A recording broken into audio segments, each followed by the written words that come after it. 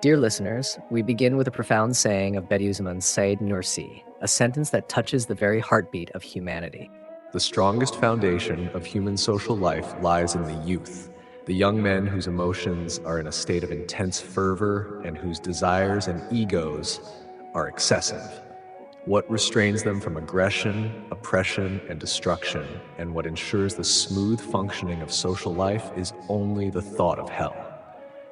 Otherwise, without the fear of hell, according to the rule, power belongs to the dominant, those intoxicated youths, driven by their passions, would turn the world into a hell for the weak and helpless, and would degrade lofty humanity into the basest form of animality.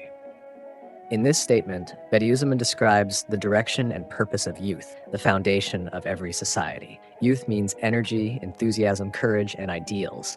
But if that energy is not guided by a boundary, a measure, a divine balance, it can become destructive. Bediüzzaman tells us that the greatest break, the most powerful guardian of conscience, is the thought of hell. Because when a person, especially in youth, in the brightest time of passion, says there is no day of judgment, there is no responsibility, then he makes his own ego the standard and follows every desire. And what happens then? The strong oppress the weak. Those with interests trample upon the truth. Love is replaced by selfishness, compassion by violence.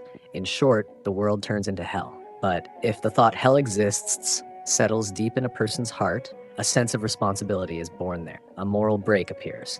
Then a person knows every act of injustice will be punished, no right will be lost, and justice is in the hands of an infinite power. This idea, dear listeners, is the strongest moral foundation that keeps society standing. Laws, police, and courts can only go so far. Without the fear of God and belief in the hereafter, no external system can achieve true justice.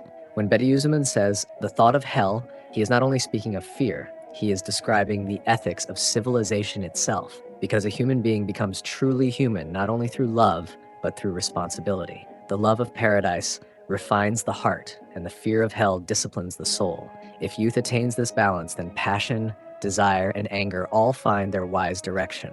Energy no longer destroys, it builds and revives. Then youth becomes the beauty, the strength, and the hope of society. In short, dear listeners, the thought of hell is not a fear. It is a conscious awareness. It protects man from evil, upholds humanity, and serves as the unseen pillar of civilization. And Bediüzzaman's insight reminds us of what the modern world has lost. Without the day of judgment, there can be no justice.